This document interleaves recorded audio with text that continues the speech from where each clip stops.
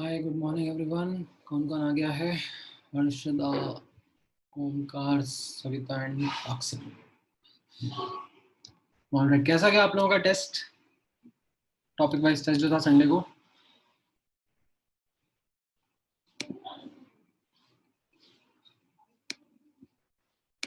Good, bad, अगली?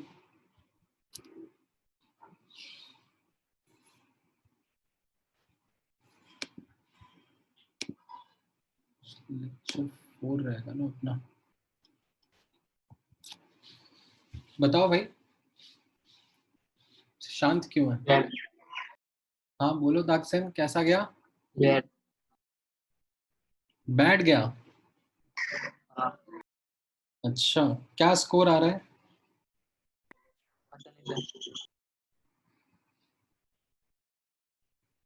अभी उसमें आंसर की तो मिल गया होगा ना आप लोगों को? आंसर की मिला है कि नहीं मिला है? मिला है। अच्छा अच्छा, वही देख रहे हो अभी एक बार। तो क्या स्कोर, कितना परसेंटेज लग रहा है उसमें?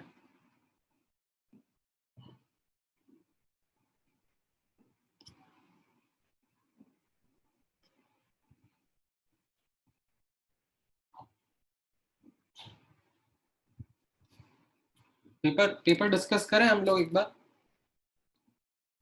हाँ। पेपर पेपर पेपर, एक मिनट को ढूंढ लो, कहाँ गया पेपर?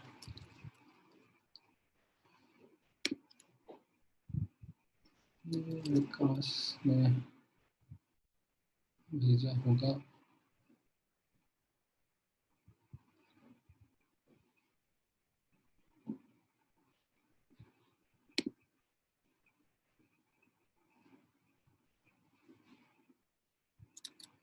राइट, एक मिनट दो, मैं यहाँ पे ऐड कर देता हूँ। Insert print out.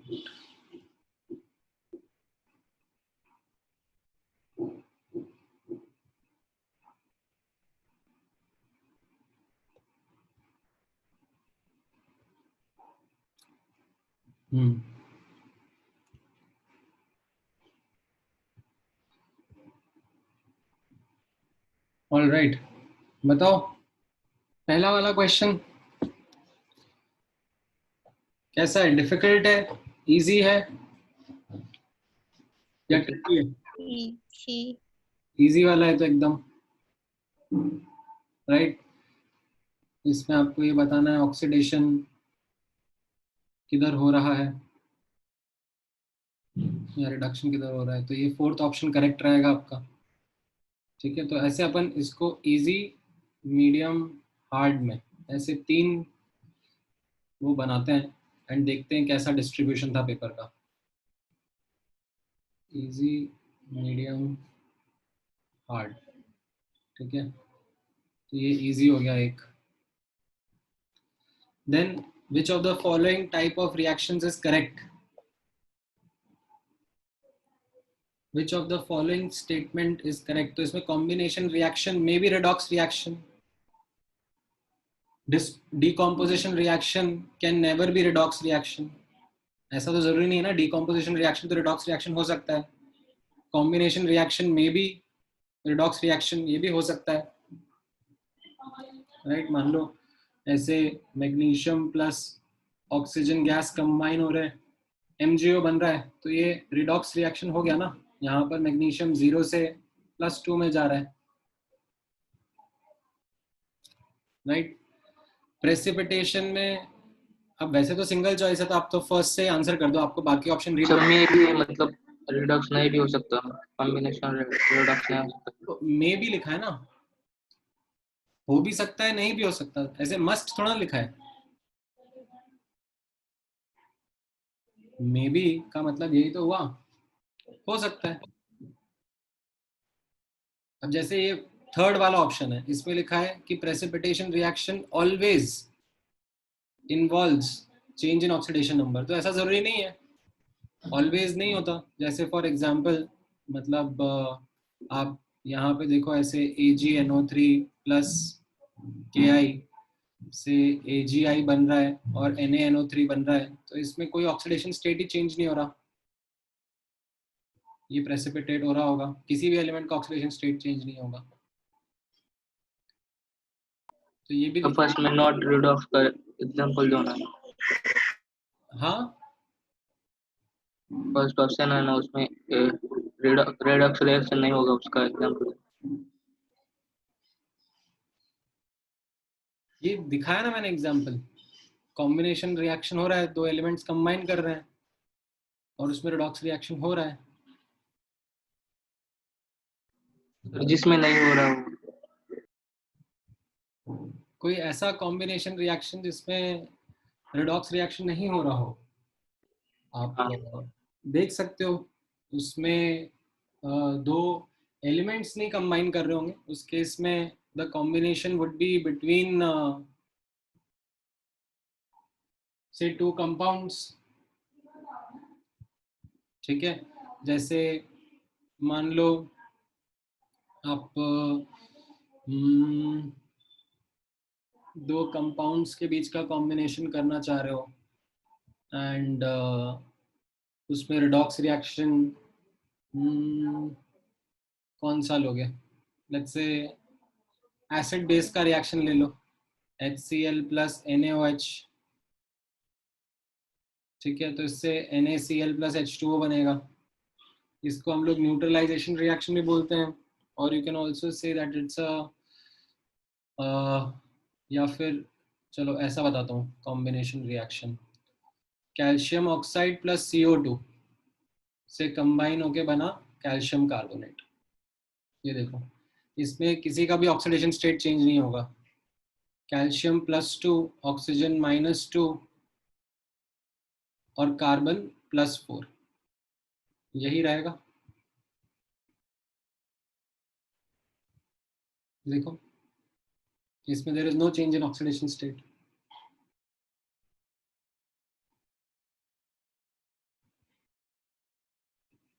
ठीक है, तो क्या कैटेगरी में डालें इसको, इजी, मीडियम या हार्ड?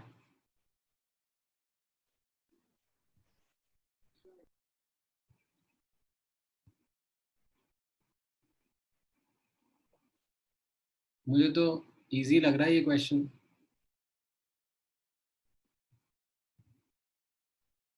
अच्छा, देन 28th वाला, दो ही ऑक्सीडेशन स्टेट हो सकते हैं, तो वो हमने पढ़ा था ना गाइडलाइंस में। ये तो इनफैक्ट हमने एग्जाम्पलार में भी क्वेश्चन देखा हुआ है इसके जैसा।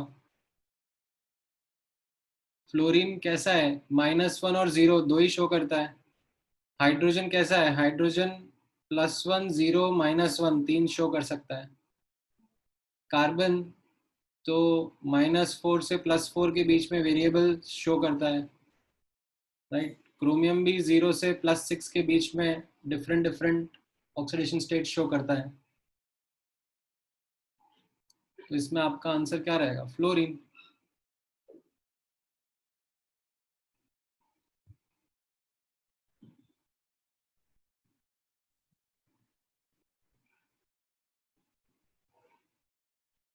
राइट, ये भी बेसिक है, तो एकदम सिंपल रूल्स हैं आपके सामने जो लिखे हैं उनके ऊपर बेस्ड है, जो अपन ने गाइडलाइंस पढ़ी थी।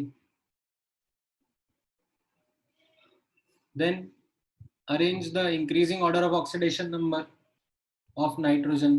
तो यहाँ पर नाइट्रोजन आप कैलकुलेट करोगे, तो इस केस में नाइट्रोजन -2 है, इस केस में नाइट्रोजन +1 है, इस केस में +3 है, और इस केस में -1 है। इनको आप अरेंज कर दो। इसमें क्या है, इसमें डिफिकल्ट क्या है,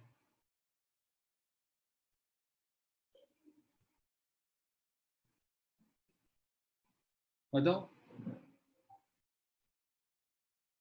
ये मतलब ऑक्सीडेशन स्टेट निकालना तो आता है, किसी भी स्टूडेंट को आता है, तो स्टार्टिंग स्टार्टिंग में यही सिखाते हैं। ये भी मैं इजी में डालूंगा।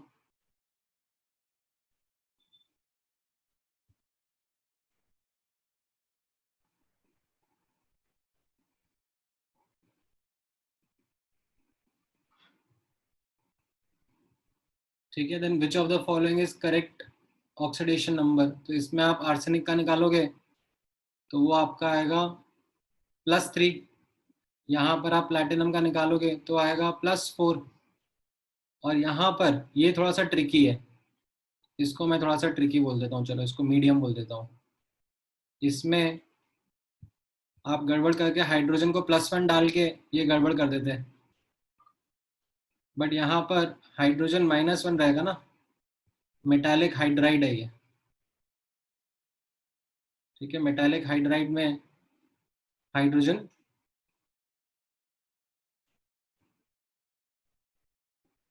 ठीक है, मेटालिक हाइड्राइड में तो हाइड्रोजन -1 शो करता है। तो ये मैं फिर भी मान सकता हूँ कि चलो ये ट्रिकी है, इसमें आपने हो सकता है गलती से सेकेंड ऑप्शन सिलेक्ट कर लिया, ये केयरलेस मिस्टेक हो सकती है, ये डिजाइन किया हुआ ट्रैप था इस क्वेश्चन में। ठीक है, देन स्ट्रॉन्गेस्ट ऑक्सीडाइजिंग एजेंट कौन सा होगा, जिसमें ऑक्सीडाइजिंग एजेंट क्या करता है, इट सेल्फ रिड्यूसेस। तो यहाँ पर आप नोटिस करोगे कि क्लोरीन यहाँ +1, यहाँ +3, यहाँ +5, यहाँ +7 स्टेट में है। तो कौन अपने आप को रिड्यूस करना चाहेगा, सबसे ज्यादा टेंडेंसी किसकी होगी, HClO4 की। राइट, ये तो अपन इतना पढ़ा ही है ना कि KMnO4, K2, Cr2O7, ये सब क्या है, these are strong oxidising agents. क्यों, क्योंकि इनमें ये जो एलिमेंट्स है ये इनके हाईएस्ट ऑक्सीडेशन स्टेट में प्रेजेंट है। राइट, तो उतना तो आप डॉट कनेक्ट करना आना चाहिए ना आपको। क्या कैटेगरी में डालूं इसको, भी इजी डलेगा ये तो।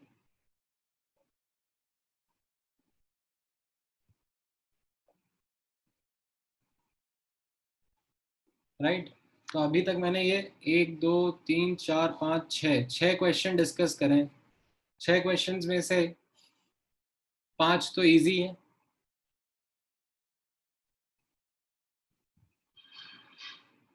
अब आपको क्या चाहिए कि हर क्वेश्चन देखा हुआ है आपके सामने, पहले जो सॉल्व किया हुआ है वही क्वेश्चन आए, तो वैसा तो नहीं होगा ना पेपर में, रिपीट क्वेश्चन थोड़े ना आते हैं।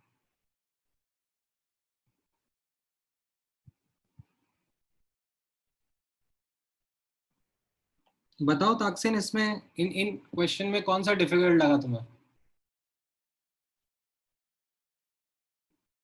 चाहिए तो चलो मैं इसको फिर भी बोल सकता हूँ, इसको मैं मीडियम बना देता हूँ। क्यों, क्योंकि इसमें थोड़ा लैंग्वेज कॉम्बिनेशन, डिकम्पोजिशन, डिस्प्रपोर्शनेशन, इसमें चलो एक बार के लिए मैं मान लूँ कि चलो थोड़ा सा एक फर्स्ट टाइम में स्टूडेंट डर सकता है देख के,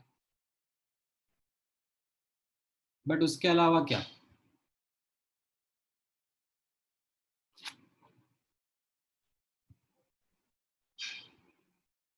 बताओ भूषण, कैसा गया पेपर।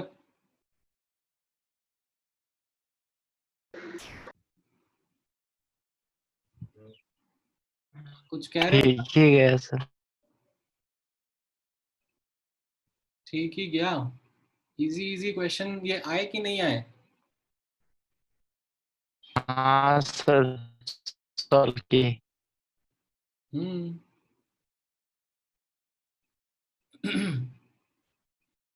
फिर ये 32 वाला क्वेश्चन, इसमें आपको बोला जा रहा है रिड्यूसिंग एजेंट बताओ। रिड्यूसिंग एजेंट कौन सा होता है, जो खुद ऑक्सीडाइज हो जाता है। राइट, तो इसमें आप देखो ना, यहाँ पर ये सल्फर +2 से +6 में जा रहा है, तो ये हो गया ना आपका। ठीक है, ब्रोमीन खुद तो 0 से -1 में जाएगा, तो ब्रोमीन खुद रिड्यूस होगा तो वो ऑक्सीडाइजिंग एजेंट की तरह एक्ट करेगा। This is super easy. मतलब अगर हम किसी रिएक्शन को देखकर रिड्यूसिंग एजेंट ऑक्सीडाइजिंग एजेंट ही नहीं बता पा रहे हैं, तो फिर हमने इस चैप्टर में सीखा क्या। रिडॉक्स रिएक्शन नाम के चैप्टर में अगर मैं किसी रिएक्शन को पढ़ के यही नहीं बता पा रहा कि ऑक्सीडाइजिंग एजेंट रिड्यूसिंग एजेंट क्या होगा, तो फिर मतलब पढ़ाई कुछ हुआ ही नहीं।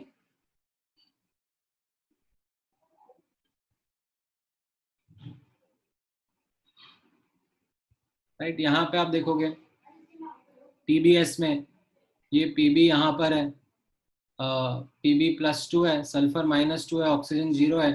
Pb+4 ऑक्सीजन -2, सल्फर +4 ऑक्सीजन -2 में जा रहा है। राइट, इसको मैं जूम कर देता हूँ थोड़ा सा। ये Pb+2 sulphur -2 oxygen 0, Pb+4 oxygen -2 sulphur +4 oxygen -2।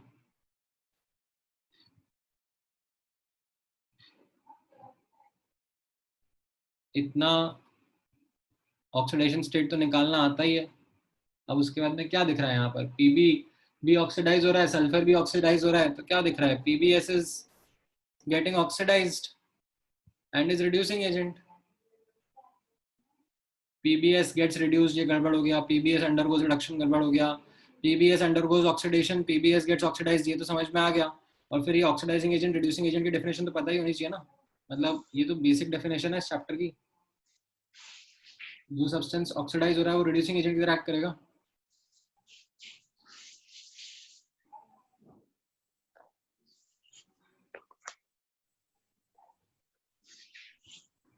Right,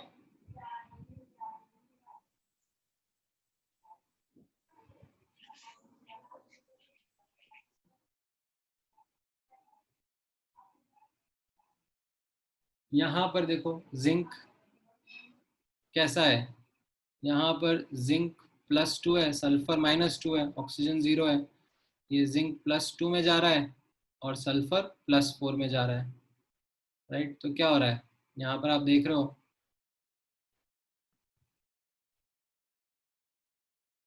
oxidation number of sulphur decreases, -2 से +4 जा रहा है, नहीं तो ये गड़बड़ है।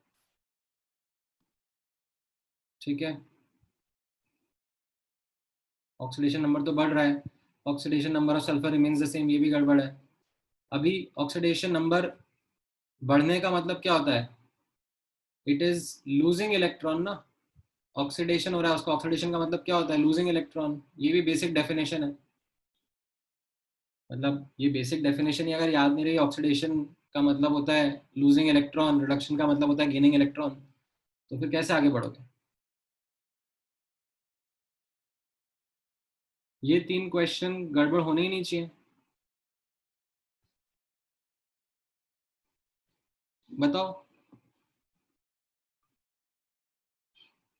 ताकसिन, क्या तुम्हारे ये 3 क्वेश्चन सही हुए? नहीं, आवाज नहीं आई। 33 का पता नहीं क्या किया था, लेकिन 32 और 34 सही है। हाँ मतलब इससे इससे ज्यादा सिंपल सवाल क्या हो सकते हैं भाई। मतलब हम रिडॉक्स रिएक्शन चैप्टर में अगर यही आइडेंटिफाई नहीं कर पा रहे हैं कि ऑक्सीडेशन किसका हो रहा है, रिडक्शन किसका हो रहा है, ऑक्सीडाइजिंग एजेंट क्या है, रिड्यूसिंग एजेंट क्या है, तो फिर कैसे काम चलेगा।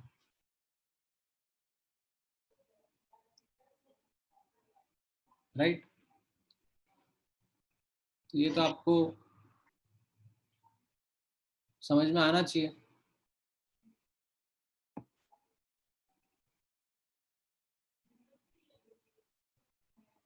ठीक है, फिर उसके आगे के क्वेश्चंस भी हैं सब। ये चलो, ये तो एक्स्ट्रा क्वेश्चंस थे, ये तो मैंने वैसे हटवा दिए थे, बस ये वाले थे। ये भी देखे देखे से क्वेश्चन है।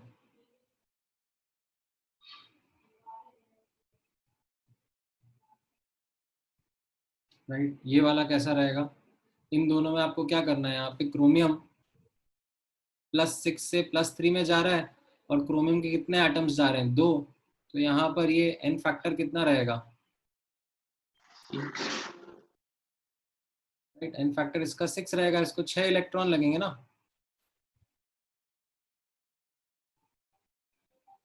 तो ये आपको बस मार्क करना है। अब अगर इसको मैं बोल दूंगा इसको चलो मैं मीडियम में डाल दूंगा, क्यों? अगर आप इसको बैलेंस करने में लग गए तो फिर आपका टाइम वेस्ट हो जाएगा कि आप इसमें ऑक्सीजन बैलेंस कर रहे हो, फिर चार्ज, वो सब क्यों करना है? वो सब पूछा ही नहीं है आपको, सिर्फ नंबर ऑफ इलेक्ट्रॉन्स पूछा है। तो वो तो हम लोग बस ये देख रहे हैं ना कि क्रोमियम कहाँ से कहाँ जा रहा है। H2O2 में यहाँ पर आप देखोगे ऑक्सीजन -1 से 0 में जा रहा है, और कितने एटम्स जा रहे हैं? 2 एटम जा रहे हैं। एक का चेंज 2 एटम, तो कितने इलेक्ट्रॉन लगेंगे? 2 इलेक्ट्रॉन लगेंगे,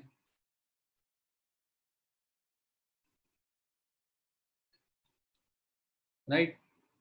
इसको भी मैं मीडियम ही बोलूंगा एक बार के लिए, चलो।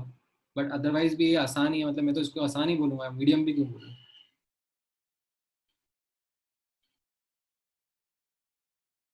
इसमें तो आपको बैलेंसिंग करने में भी टाइम नहीं लगेगा, ये तो बैलेंस्ड भी है, इसको तो मैं इजी बोलूंगा।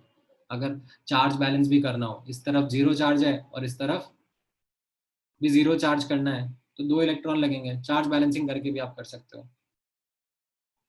देन ये तो एसिडिक मीडियम में जब हमें H+ करना होता है तो हम लोग क्या करते हैं? H2O को बैलेंस करते हैं ना, मतलब ये तो स्टेप्स थे बैलेंसिंग के।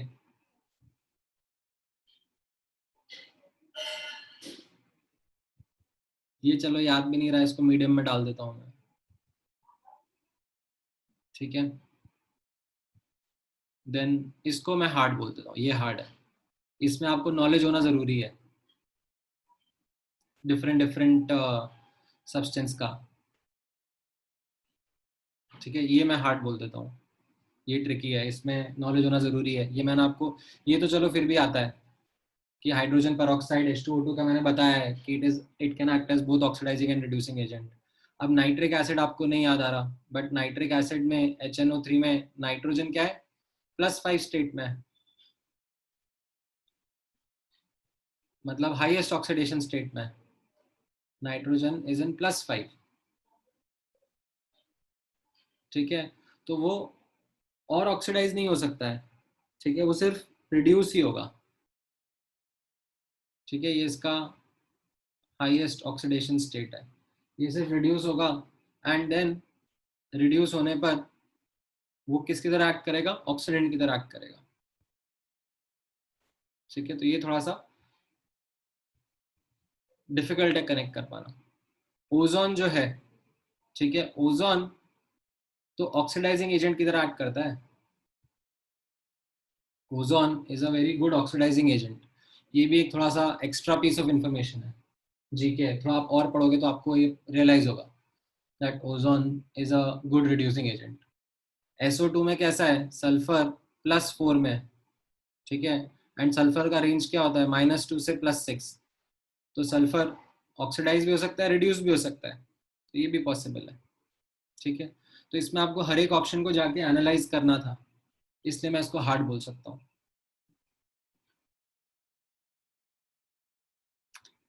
ठीक है। Then magnesium nitride Mg3N2। अब ये मत बोलना कि आपको मैग्नीशियम नाइट्राइड का फॉर्मूला लिखना नहीं आता। तो मैग्नीशियम के ऊपर चार्ज कितना रहेगा? +6, 3 एटम है, टोटल कंट्रीब्यूशन पूछा है ना, 3 एटम है और सब पे +2 रहेगा, इससे इजी क्या होगा, ठीक है।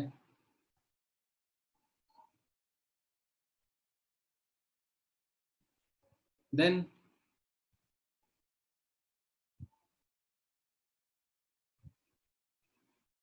इसमें आपको 40th वाले में valency can never have a plus और minus sign associated with it, तो ये तो गड़बड़ है ना। मतलब in fact oxidation number of an element can never be 0, ये गड़बड़ है। It can be 0। Oxidation number is always fixed, ये भी गड़बड़ है, वेरिएबल ऑक्सीडेशन नंबर होता है।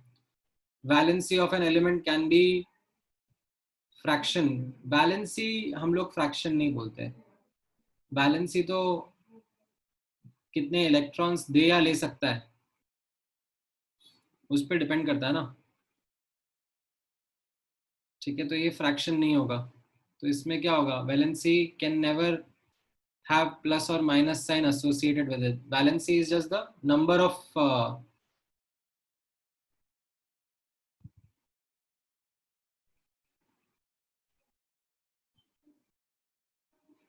electrons given or taken. ठीक है, तो ये तो हम लोग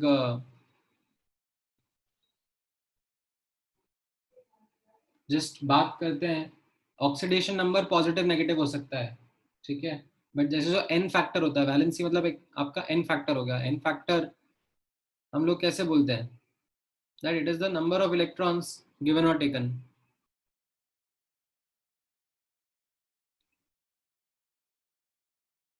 तो ये मैं बोलूँगा, चलो ये भी हार्ड है, इसमें भी आपको हर एक ऑप्शन को देखना पड़ेगा, समझना पड़ेगा.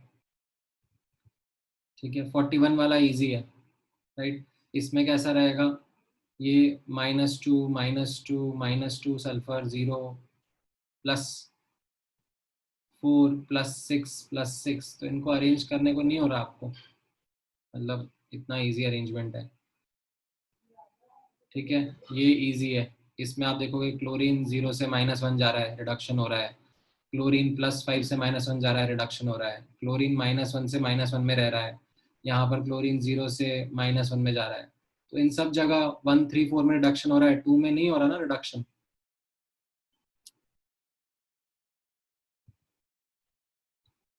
क्या बताएं इसमें 43. अब इसको आप क्या बोलोगे, इसमें आपको अब एलिमेंट्स को रीड करना, कंपाउंड्स को रीड करना नहीं आ रहा.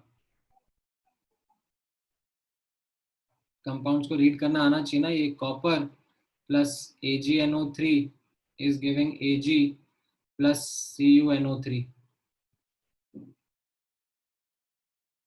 राइट. ये बैलेंस हो गया. इसमें रिडॉक्स रिएक्शन होगा ना, ये कॉपर 0 से +2 में जाएगा, सिल्वर +1 से 0 में जाएगा. क्या बोलूँ इसको, मीडियम बोल दूँ. ज़्यादातर इसको मैं मीडियम बोल सकता हूँ क्योंकि आपको टाइम लग रहा होगा इसमें हर एक ऑप्शन को पढ़ने में. बस टाइम की वजह से मैं इसको मीडियम बोल सकता हूँ, डिफिकल्टी तो नहीं है इसमें कुछ भी. ठीक है, फिर इसमें नॉट अ रेडॉक्स रिएक्शन. तो इसमें फटाक से दिख रहा है कि यहाँ पर मैग्नीशियम 0 से +2 जा रहा है, ये रेडॉक्स होगा. ठीक है, यहाँ पे आयरन +3 से 0 जा रहा है, ये भी रेडॉक्स होगा. ठीक है, यहाँ पर आप देखोगे तो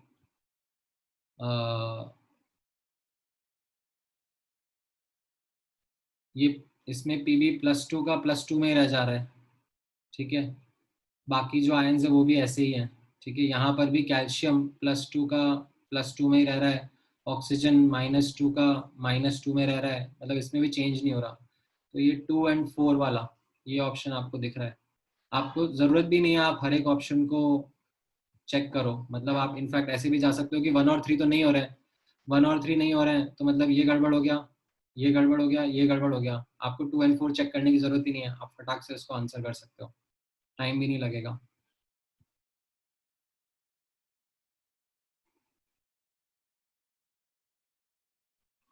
ठीक है, then which of the following is not balanced.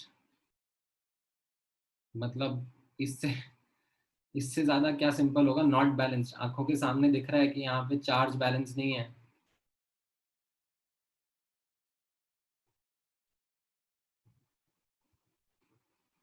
तो इसकी वजह से ये वाला इक्वेशन बैलेंस नहीं है.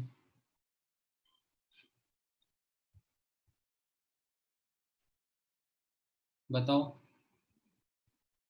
Out of the 20 single choice, 1 2 3 4 5, 5 medium, 2 hard और 13 इजी. ठीक है, ये आउट ऑफ द 20 क्वेश्चंस जो मैंने लिखे सिंगल चॉइस के. इसमें क्या स्कोर आ रहा है आपका,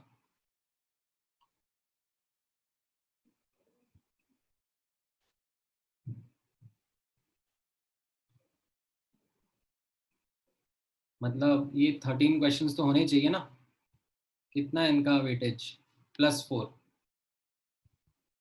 ठीक है, मान लो अगर आपने पूरा भी अटेम्प्ट कर लिया तो 13 इंटू प्लस 4 कितना, 13 इंटू 4 कितना होगा 52, माइनस अगर ये नेगेटिव मार्क भी हो गए, मान लेते हैं कि आपने चलो गड़बड़ भी कर दिया, तो 45 नंबर तो आने चाहिए थे अभी इनमें।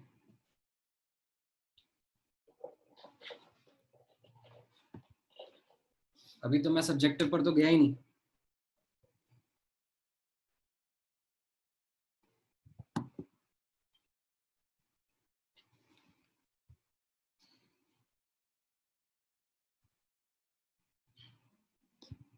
ठीक है, सो एनालाइज करो कि क्या गड़बड़ हुई, कहाँ गड़बड़ हुई, बट मेरे हिसाब से तो पेपर काफी आसान था, इसमें आपका अच्छा स्कोर आना चाहिए था। आपको मैंने एनालिसिस करके ही बता दिया। आपको कुछ गलत लग रहा है एनालिसिस में तो बताओ, हम लोग चेंज कर सकते हैं, इजी मीडियम हार्ड।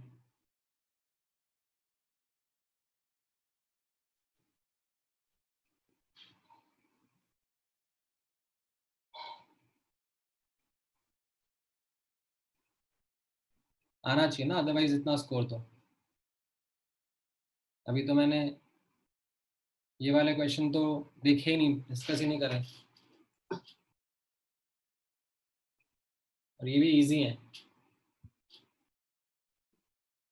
देखे वैसे क्वेश्चन हैं ये तो।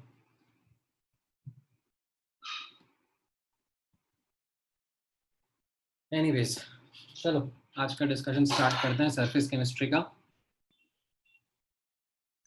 सो लास्ट क्लास में मैंने आप लोगों को कहाँ तक पढ़ा दिया था, लायोफोबिक कोलॉइड्स का मैंने आपको पढ़ा दिया था। हम लोग लास्ट क्लास में कैटालिसिस के बारे में थोड़ा बहुत डिस्कशन करा था हम लोगों ने, फिर हम कोलॉइड्स पे आ गए थे। एंड देन कोलॉइड्स में मैंने आप लोगों को सबसे पहले तो इंट्रोडक्शन दिया कि कोलॉइड होता क्या है and how it differs from suspension and true solution. And then मैंने कोलॉइड में डीपीडीएम टर्म इंट्रोड्यूस करे, ठीक है, एंड आपको बताया कि इसमें सरफेस केमिस्ट्री चैप्टर में हम लोग क्यों पढ़ रहे हैं इसको, इसमें सरफेस का रोल क्या है। एंड देन मैंने आपके लिए क्लासिफिकेशन ऑफ कोलॉइड्स करना शुरू करा, जिसमें मैंने आपको सबसे पहला classification on the basis of DP and DM बताया। एंड इसमें मैंने आपको बोला था कि एग्जाम्पल्स याद रखना बहुत इंपॉर्टेंट है, ठीक है, ये नाम याद रखना बहुत इंपॉर्टेंट है, एग्जाम्पल्स याद रखना बहुत इंपॉर्टेंट है, इनको मैपिंग करना आपको आना चाहिए क्योंकि क्वेश्चन डायरेक्टली वैसे बन जाते हैं, ठीक है। देन फिर मैंने आपको नेक्स्ट क्लासिफिकेशन बताया था on the basis of DP and DM, classification of colloids based on interaction between DP and DM कैसा रहेगा। एंड उसमें हम लोगों ने देखा था लायोफोबिक लायोफिलिक कोलॉइड्स क्या होते हैं एंड उनके डिफरेंसेस भी समझे थे, right. Lyophilic are typically the organic kind which love the solvent, and lyophobic are inorganic kind जिनको सॉल्वेंट से कुछ खास लेना देना नहीं होता, इनकी सरफेस के ऊपर जरूर आयंस अब्जॉर्ब होते हैं, ठीक है। ऑलराइट, देन आज का डिस्कशन शुरू करते हैं, ठीक है, क्लासिफिकेशन ही कंटिन्यू करते हैं। एंड क्लासिफिकेशन में I will talk about another classification which is based on the charge, ठीक है। सो यहाँ पर आप नोटिस करना, let me take this first.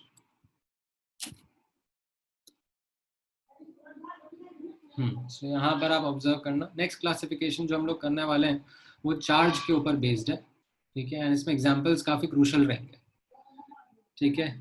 तो ये चार्ज वाला क्लासिफिकेशन प्राइमरीली मैं कर रहा हूँ लायोफोबिक कोलॉइड के लिए। आप लोगों ने लास्ट क्लास में देखा होगा, जब लास्ट क्लास में हम लोग लायोफोबिक लायोफिलिक के बीच में डिफरेंस के बारे में बात कर रहे थे, तो इसमें मैंने आपको बताया था कि चार्ज जो रहेगा, ठीक है, लायोफोबिक कोलॉइड्स में, ठीक है, ये चार्ज कैरी करेंगे आइदर पॉजिटिव या नेगेटिव, ठीक है। लायोफिलिक में जरूरी नहीं है चार्ज हो, कभी हो भी सकता है कभी नहीं भी हो, चलेगा, बट लायोफोबिक में चार्ज होना कंपलसरी रहता है, ठीक है। So based on that we have two types, positively charge and negatively charge colloid. ठीक है, अच्छा अब ये चार्ज कैसे आता है इसके बारे में भी मैंने आपको इंफॉर्मेशन दिया था कि ये चार्ज आता है बिकॉज जो हमारा कोलॉइडल पार्टिकल है उसकी सरफेस के ऊपर आयंस आके एडजॉर्ब हो जाता है। कौन से आयंस आके एडजॉर्ब हो जाता है ये भी मैंने आपको बताया था, common ions which are in excess in the solution. ठीक है, ये जो एक्सेस आयन जो कि कॉमन है, ठीक है, वो आके एडजॉर्ब हो जाता है कोलॉइड की सरफेस पर। ठीक है, एंड उससे उसका चार्ज आता है। जैसे फॉर एग्जांपल आप देखोगे अगर मेरे को AgI का कोलॉइड बनाना है और अगर मैंने उसको बनाने के लिए AgNO3 और Ki को मिक्स करा एंड AgNO3 को एक्सेस में डाल दिया, AgNO3 को एक्सेस में डाल दिया मतलब Ag प्लस एक्सेस में हो गए, तो क्या होगा वो Ag प्लस कोलॉइड पर एडजॉर्ब हो जाएंगे कोलॉइडल पार्टिकल्स पर और पॉजिटिव चार्ज सोल्यूशन बन जाएगा। बट अगर वहीं पर मैंने Ki को एक्सेस में लिया होता तो क्या हो जाएगा, I minus ion, iodide ion excess में हो जाएंगे और फिर ये I माइनस आयन AgI के सरफेस पर एडजॉर्ब होंगे और मेरा नेगेटिवली चार्ज कोलॉइड बनेगा। ठीक है, अब देखो इस तरीके से मेरा पॉजिटिवली चार्ज और नेगेटिवली चार्ज कोलॉइड बनता है। ठीक है, नाउ अब इसमें एग्जांपल्स जैसे मैंने आपको बताया बहुत बहुत ज़्यादा क्रूशियल है, तो इसमें आप एग्जांपल्स का डेफिनेटली ध्यान रखना। ठीक है, सबसे पहले यहाँ पे नोटिस करना पॉजिटिव कोलॉइड्स में तो metal oxides and metal hydroxides, ठीक है, ये पॉजिटिवली चार्ज कोलॉइड बनाता है जनरली, जो मेटल के ऑक्साइड्स एंड हाइड्रोक्साइड्स होते हैं। ठीक है, जैसे इसमें मैं सबसे क्रूशियल एग्जांपल्स बताता हूँ, ये एक इम्पॉर्टेंट एग्जांपल रहेगा, ये एक इम्पॉर्टेंट एग्जांपल रहेगा। ठीक है, वैसे तो जो मैं यहाँ पर लिख रहा हूँ वो मैं इम्पॉर्टेंट एग्जांपल्स ही लिख रहा हूँ, बट उसमें भी मैं आपको बता रहा हूँ कि हाँ ये आप ध्यान रखना। ठीक है, तो कैसा होता है आप यहाँ पे नोटिस करोगे FeOH होल थ्राइस को जब मैं पानी में डाल दूंगा, मतलब FeCl3 को जब मैं पानी में डाल दूंगा तो FeOH होल थ्राइस बनेगा एंड ये FeOH होल थ्राइस अपने ऊपर Fe3+ आयंस को एब्जॉर्ब कर लेगा। ठीक है, इनफैक्ट फोकस करना है तो थोड़ा जूम कर देता हूँ कि ये जो Fe3+ आयन ही FeOH होल थ्राइस के सरफेस पर एब्जॉर्ब हो जाता है। ठीक है, मतलब ये आपका ऐसे PPT बनता है और इसके सरफेस के ऊपर ये Fe3+ आयंस एब्जॉर्ब हो जाता है। ठीक है, ऐसे ही आप SnO2 को अगर डालोगे एसिडिक मीडियम में तो क्या हो जाएगा, ये SnO2 के ऊपर ये Sn4+ आयंस आके एब्जॉर्ब हो जाएंगे। ठीक है, तो ये पॉजिटिव DP आपका बन जाएगा। ठीक है, वैसे ही नेगेटिव कोलॉइड्स कैसे रहते हैं, जैसे मेटल्स के जो कोलॉइड रहेंगे, गोल्ड का कोलॉइड या सिल्वर के कोलॉइड, ठीक है, ये आपके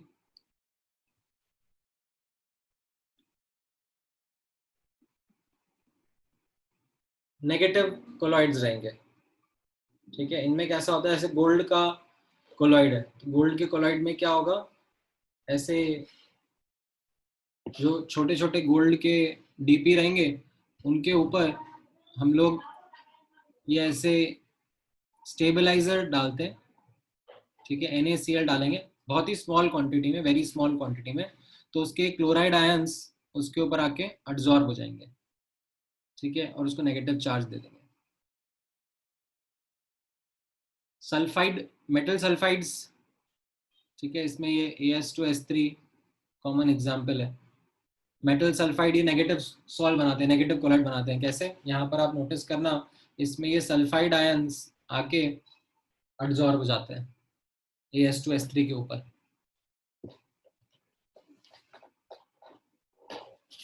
ठीक है, तो ये टिपिकल एग्जाम्पल है जो आप लोगों को ध्यान रखने पड़ेंगे। ठीक है, अल्कलाइन मीडियम में SnO2 डालेंगे तो वो भी नेगेटिव कोलॉइड बनाता है, बट ठीक है आपको उतना भी याद रहेगा तो चलेगा। ठीक है, ये क्रूशियल एग्जांपल्स है जो मैंने आप लोगों के सामने लिखे हैं। तो ये एक और क्लासिफिकेशन हो गया बेस्ड ऑन चार्ज। ठीक है, नाउ अच्छा, इसमें ये भी नोटिस करना, ये सेट ऑफ एग्जांपल्स भी ध्यान रखना।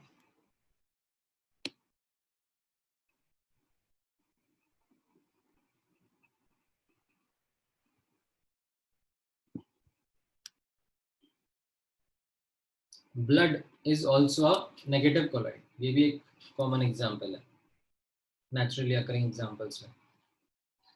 ठीक है, ये भी ध्यान रखना, blood is a negative colloid.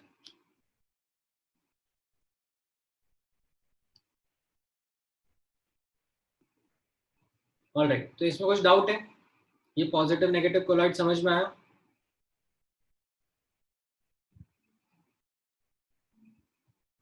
Examples का रोल सबसे इंपॉर्टेंट रहेगा।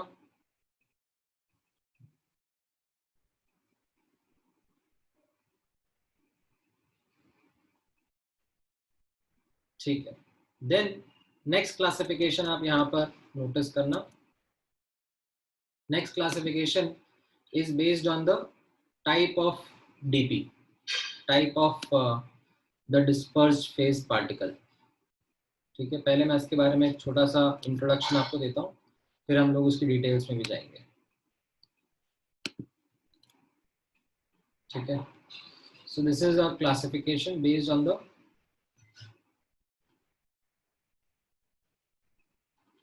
type of DP।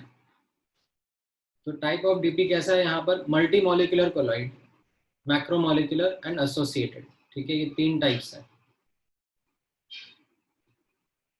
ठीक है, तो इसमें पहले दो के ऊपर फोकस करना। मल्टी मॉलिक्यूलर का मतलब क्या होगा? मल्टी मॉलिक्यूलर मतलब जैसे यहाँ पर जो इंडिविजुअल पार्टिकल का साइज है वो छोटा है। ठीक है, तो इसमें कैसा हो रहा होगा, यहाँ पे नोटिस करना कि ऐसे डिफरेंट डिफरेंट एग्रीगेट्स साथ में कंबाइन होकर एक कोलॉइडल पार्टिकल बनाएंगे।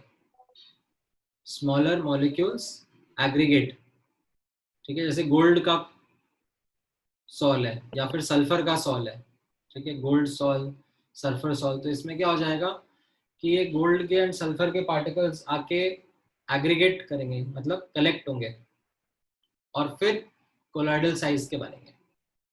ठीक है, मैक्रोमोलिकुलर कोलॉइड में कैसा है? Macromolecular colloid like starch, cellulose, protein.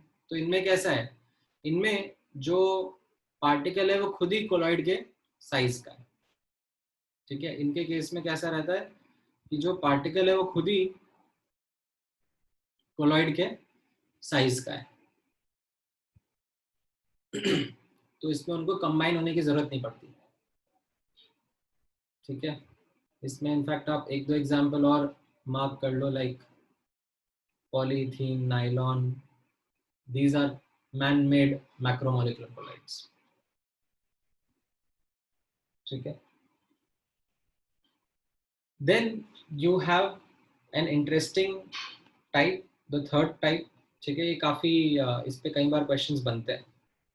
ठीक है, ये काफी आई वुड से क्रूशल है। ठीक है, इसको हम कहते हैं एसोसिएटेड कोलॉइड या फिर माइसेल्स। ठीक है, इसको क्या बोलते हैं? ये प्रोनाउंसिएशन इसका रहता है माइसेल्स। तो ये कैसे है, यहाँ पर नोटिस करना कि कुछ सब्सटेंस लो कॉन्सेंट्रेशन पे जब ये रहते हैं तो ये एक ट्रू सॉल्यूशन की तरह रहेंगे। ठीक है, स्ट्रॉन्ग इलेक्ट्रोलाइट की तरह बिहेव करेंगे और जो आयंस हैं वो मतलब ऐसे वाटर में रैंडमली स्प्रेड होंगे। बट अगर हम इनका कॉन्सेंट्रेशन बढ़ा देते हैं, ठीक है, कॉन्सेंट्रेशन बढ़ा देते हैं तो फिर ये कोलॉइड्स बनाने लग जाते हैं। ठीक है, they form aggregates to form colloids and these colloids are called as associated colloids or micelles. ठीक है, इसका सबसे कॉमन एग्जांपल है सोप्स एंड डिटर्जेंट्स. ठीक है, तो ये सोप्स एंड डिटर्जेंट्स कैसे बिहेव करते हैं, वापस से यहाँ पर देखना, सुनना, ऑब्जर्व करना. तो यहाँ पर डिटेल में जाते हैं इसकी कि सोप्स एंड डिटर्जेंट्स होते क्या हैं, कैसे हैं. ठीक है, तो यहाँ पर आप ऑब्जर्व करो कि सोप्स एंड डिटर्जेंट्स में बेसिकली होते हैं हायर फैटी एसिड्स. ठीक है, जैसे सॉल्ट्स आप लोगों ने पढ़े होंगे, जैसे आप लोगों ने एक सॉल्ट पढ़ा है CH3CONA, इसको हम लोग क्या बोलते हैं, सोडियम एसिटेट. ठीक है, अब इंस्टेड ऑफ CH3 C2H5 भी हो सकता है. ठीक है, या फिर कुछ और भी बड़ा हाइड्रोकार्बन हो सकता है. तो ये जैसे जैसे हाइड्रोकार्बन बढ़ता जाता है, ठीक है, वो हम लोग बोलते हैं कि these are higher fatty acids के सॉल्ट्स. तो जैसे this is an example of something called as sodium stearate. ठीक है, दिस इज सोडियम स्टीरेट. तो इसमें कैसा रहेगा, ये एक Na+ आयन है और ये एक बड़ा सा हाइड्रोकार्बन का चेन है RCOO-, इसको हम लोग स्टीरेट आयन बोलते हैं. ठीक है, अब इसके बारे में नोटिस करना. ठीक है, मैं थोड़ा सा यहाँ पे जूम कर देता हूँ. इसके बारे में एक स्पेशल चीज क्या है, दैट ये जो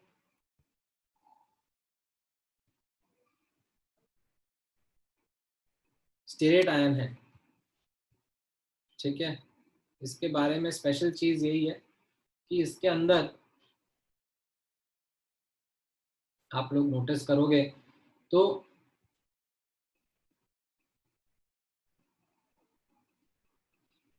दो पार्ट्स होते हैं, एक पोलर एक नॉन पोलर. ठीक है, ये जो RCOO- हमने यहाँ पे देखा, इसमें जो R वाला पार्ट है, ये R वाला पार्ट क्या है, this is the hydrophobic tell. ठीक है, ये हाइड्रोफोबिक क्यों है, क्योंकि वाटर को इतना पसंद नहीं करती है, ये नॉन पोलर नेचर की रहती है, तो वाटर को इतना पसंद नहीं करती है. और इसका जो हेड है, ठीक है, जो ये CO- वाला ग्रुप है, ये कैसा है, ये पोलर है, तो ये वाटर को बहुत पसंद करता है. ठीक है, तो इसको हम लोग कहते हैं हाइड्रोफिलिक हेड. ठीक है, तो ये जो इसका आयन है, इसके दो पार्ट रहेंगे, एक हाइड्रोफोबिक टेल रहेगी और एक हाइड्रोफिलिक हेड रहेगा. तो जब हम इसको पानी में डालते हैं तो क्या होता है, ये Na+ आयन और ये RCO- अलग हो जाते हैं. जो Na+ आयन रहेंगे वो तो सोल्यूशन में घुल मिल जाएंगे. ठीक है, वो तो सोल्यूशन में रैंडमली इधर उधर पहुंच जाएंगे. ठीक है, बट ये जो अनायन है, स्टीरेट आयन, जो मैंने यहाँ पे RCO- लिख के दिया, ये कैसे रहते हैं. ठीक है, ये सरफेस पे ही रहते हैं. क्यों, क्योंकि इनका जो ये टेल वाला पार्ट है, ठीक है, ये पानी को पसंद नहीं करता. तो ये क्या है, पानी के बाहर रहने की कोशिश करता है. और जो हाइड्रोफिलिक पार्ट है, जिनका हेड है, वो पानी के अंदर रहने की कोशिश करता है. ठीक है, ये कहाँ पर है, लो कॉन्सेंट्रेशन के केस में ऐसा होता है. बट अगर हम इनका कॉन्सेंट्रेशन बढ़ा देते हैं, ठीक है, अपॉन इंक्रीज इन कॉन्सेंट्रेशन, तो क्या ऑब्जर्व होता है कि ये जो स्टीरेट आयंस है, ठीक है, RCO- आयंस है, ये आपस में मर्ज होने लगते हैं स्पेशल तरीके से, और उससे एक कोलॉइड या माइसेल फॉर्म होता है. तो वो कैसे मर्ज होने लगते हैं, यहाँ पे नोटिस करना. ये जो टेल्स थी, जो ये हाइड्रोफोबिक है, ठीक है, ये जो हाइड्रोफोबिक टेल्स हैं, ये वाटर को नहीं पसंद करती हैं. तो ये क्या करती हैं, ये आपस में ही एक दूसरे के साथ में अट्रैक्ट होने लगती हैं. ठीक है, नॉन पोलर आपस में अट्रैक्ट होने लगता है. और जो ये हेड्स हैं इनके, hydrophobic heads, sorry hydrophilic heads, ये वाटर के साथ में इंटरैक्ट करना पसंद करते हैं. तो ये एक बहुत ही सही सा अरेंजमेंट बन जाता है, जिसमें जो ये हाइड्रोफोबिक हेड्स हैं, सॉरी हाइड्रोफोबिक टेल्स हैं, वो अंदर आ जाएंगी, पानी के साथ इंटरैक्ट नहीं करेंगी, वो खुद आपस में इंटरैक्ट करेंगी. और जो ये हाइड्रोफिलिक टेल्स हैं, सॉरी हाइड्रोफिलिक हेड्स है, ठीक है। हाइड्रोफिलिक हेड्स जो हैं ये बाहर आ जाएंगे और पानी के साथ में इंटरेक्ट करेंगे, इनको पानी के साथ इंटरेक्ट करना पसंद है। तो टुगेदर इस पूरे अरेंजमेंट को हम लोग बोलते हैं माइसेल, ठीक है, या फिर associated colloid, right. The anions are pulled back into the solution and aggregate to form spherical shape with hydrocarbon chains pointing towards the center, right? And the CO minus part जो hydrophilic head है वो बाहर की तरफ, it remains outward on the surface of this sphere, ठीक है। और ये क्या हो जाता है, अब ये फर्दर, ये जो नेगेटिव चार्ज की लेयर बन गई इसके ऊपर, ये फर्दर एसोसिएशन नहीं होने देता, प्रेसिपिटेट नहीं फॉर्म होने देता। मतलब ऐसा हो सकता है ना, आप बोलोगे कि अरे और कॉन्सेंट्रेशन बढ़ा देंगे तो क्या होगा, फिर ये दूसरे माइसेल के साथ में कंबाइन कर जाएगा, बट वो नहीं करता। क्यों? क्योंकि ये प्रोटेक्टिव लेयर ऑफ चार्ज उसके ऊपर आ जाता है, तो ये कोलॉइडल साइज में ही रहता है, ठीक है। तो इसको हम लोग बोलते हैं एसोसिएटेड कोलॉइड,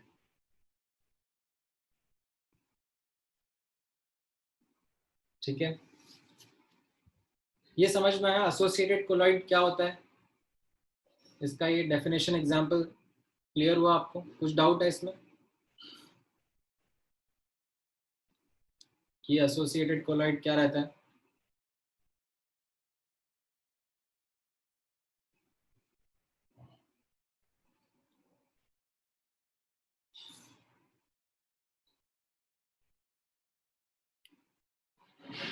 अच्छा, अब जैसे मैंने इसमें आपको बताया कि लो कॉन्सेंट्रेशन से जब हम कॉन्सेंट्रेशन इंक्रीज करते हैं तो फिर ये कोलॉइड बनता है, ठीक है। नाउ ऐसा कौन सा कॉन्सेंट्रेशन है जिसके ऊपर ये कोलॉइड बनना स्टार्ट हो जाता है? उस कॉन्सेंट्रेशन को कहते हैं CMC, क्रिटिकल माइसेल कॉन्सेंट्रेशन, ठीक है। ये इंपॉर्टेंट प्रॉपर्टी रहेगी, ठीक है, इसकी इंपॉर्टेंट प्रॉपर्टी रहेगी एसोसिएटेड कोलॉइड की, तो ये इंफॉर्मेशन आपको ध्यान में रखनी रहेगी, ठीक है। यहाँ पर नोटिस करना some important properties of associated colloid. तो इसमें ये दो इंपॉर्टेंट प्रॉपर्टी रहेगी, एक होगी CMC, क्रिटिकल माइसेल कॉन्सेंट्रेशन। तो ये क्या डेफिनेशन इसका, the minimum concentration required for myself formation. हम लोगों ने यहाँ पे बोला ना, लो कॉन्सेंट्रेशन पर तो ये ऐसे सरफेस पे प्रेजेंट रहेंगे आयंस, बट कॉन्सेंट्रेशन बढ़ाने पर ये माइसेल फॉर्म करेंगे। तो किस कॉन्सेंट्रेशन पे माइसेल फॉर्म करना शुरू करते हैं उसे हम कहते हैं CMC, ठीक है। और उसके बारे में दो इंपॉर्टेंट पॉइंट्स नोट करना कि जितना लंबा ये चेन होगा, ठीक है, हाइड्रोकार्बन का, उतना कम CMC लगेगा, ठीक है। Longer the chain smaller is the concentration required, ठीक है। एंड दूसरा रहेगा कि जो हमारा डिस्पर्जन मीडियम है, जैसे वाटर यहाँ पे है, उसका अगर पोलैरिटी, मतलब उसकी जगह अगर मैं कम पोलर सोल्यूशन यूज कर लूंगा, ठीक है, जैसे लेट्स से वाटर की जगह मैंने इथेनॉल यूज कर लिया, इथेनॉल की पोलैरिटी कम है वाटर से, तो उसके अंदर मुझे CMC फिर और ज़्यादा चाहिए रहेगा, और कॉन्सेंट्रेशन लगेगी ऐसे कोलॉइड्स बनाने के लिए। तो पोलैरिटी अगर कम हो जाती है डिस्पर्जन मीडियम की तो भी मेरा CMC बढ़ जाता है, ठीक है। देन एक और इम्पॉर्टेंट प्रॉपर्टी रहेगी इन एसोसिएटेड कोलॉइड्स की, which is called as Krafft temperature. ये क्राफ्ट टेम्परेचर क्या होता है? ये एक ऐसा टेम्परेचर होता है कि इसके ऊपर ही माइसेल फॉर्मेशन होगा, ठीक है। इस टेम्परेचर के नीचे अगर रखेंगे तो माइसेल फॉर्मेशन नहीं होगा, ठीक है। This is something which is also an important property of these associated colloids, ठीक है। तो ये तीन टाइप्स थे आपके based on the type of DP, multi molecular, macromolecular and associated colloid, and ये associated colloid is quite crucial.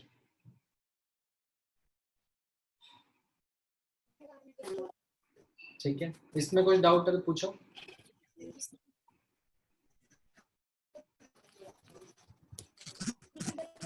हाँ, बोल रहे हो कुछ ओमकार?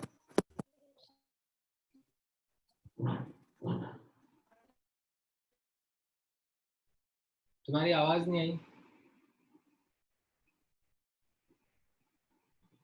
अच्छा,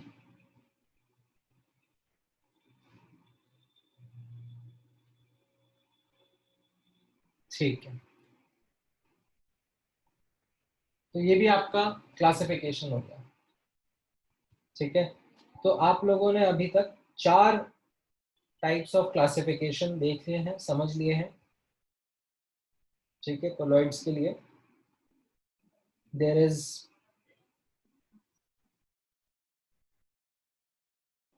one which was based on the physical state, ठीक है, then the other based on DPDM का इंटरेक्शन, लायोफोबिक लायोफिलिक जो अपन ने बोला था, then तीसरा हम लोगों ने आज देखा चार्ज के ऊपर, ठीक है, पॉजिटिव नेगेटिव कोलाइड, एंड ये चौथा मैंने आपको बताया टाइप ऑफ डीपी के ऊपर, मल्टी मॉलिक्यूलर, मैक्रोमोलिकुलर या फिर एसोसिएटेड कोलाइड। तो इसमें associated colloid was the new learning. ठीक है, ये एग्जांपल तो हम लोगों ने पहले ही देख लिए थे। ठीक है, जैसे मैक्रोमोलिकुलर में milk is a macromolecular colloid, ठीक है, या फिर मल्टी मॉलिकुलर कोलाइड में गोल्ड सॉल, सल्फर सॉल, जो ये ऊपर AgI का एग्जांपल लिया, वो सब मल्टी मॉलिकुलर कोलाइड थे। फिर एक थर्ड हमने आज इसमें एक नया ऑब्जर्वेशन देखा of surface detergents, surfactants, soaps. ठीक है, these are examples of associated colloids। ठीक है, तो इनके ऊपर भी काफी इंडस्ट्रीज में रिसर्च होता है, मतलब क्योंकि ये सोप्स एंड डिटर्जेंट्स तो क्या है, ये बहुत ही इंपॉर्टेंट पार्ट है हमारी कॉमन लाइफ का। तो जैसे ये जो कंपनियां हैं, रिन, टाइड, सर्फ एक्सेल या एरियल, तो ये सब इसी में रिसर्च करती रहती हैं कि हम लोग कैसे बेटर क्लेंजिंग करेंगे यूजिंग दीज डिटर्जेंट्स। ठीक है, तो इसमें कैसा होता है कि ये जो डिटर्जेंट्स होते हैं, ये जो इनके माइसेल होते हैं, इनके बीच में ये ऐसे ऑयल को या फिर डस्ट के पार्टिकल को ट्रैप कर लेते हैं। ठीक है, जैसे मान लो एक पीस ऑफ क्लॉथ है, ठीक है, ये एक पीस ऑफ क्लॉथ है और इसके ऊपर कुछ ऐसे ऑयल का पार्टिकल आ गया है। ठीक है, तो ये कैसा होगा, ये आयंस आएंगे, ठीक है, और ये जो नॉन पोलर टेल्स हैं उनको ऑयल पसंद होगा, तो वो ऑयल को अपने साथ में खींच लेंगे और फिर उस ऑयल को ये ट्रैप कर लेंगे। ठीक है, उसको वापस फिर कपड़े के चिपकने नहीं देंगे।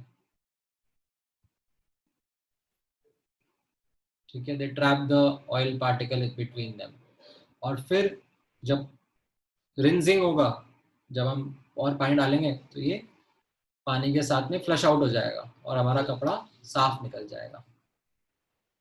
ठीक है, तो इसमें कितना कंसंट्रेशन, कैसे पानी में, हार्ड वाटर है, सॉफ्ट वाटर है, उसमें कितना डिटर्जेंट डालना पड़ेगा ताकि ये माइसेल्स फॉर्म हो और फिर क्लीनिंग हो, तो ये सब बहुत इम्पोर्टेंट रहता है। ठीक है, ऑलराइट, तो ये क्लासिफिकेशन के बाद में अब हम लोग प्रॉपर्टीज ऑफ कोलॉइड पढ़ेंगे। ठीक है, सो यहाँ पर ध्यान से देखना, अब मैं आपको प्रॉपर्टीज ऑफ कोलॉइडल सॉल्यूशंस बताऊंगा, एंड एक एक करके डिटेल में हम लोग इन प्रॉपर्टीज में जाएंगे।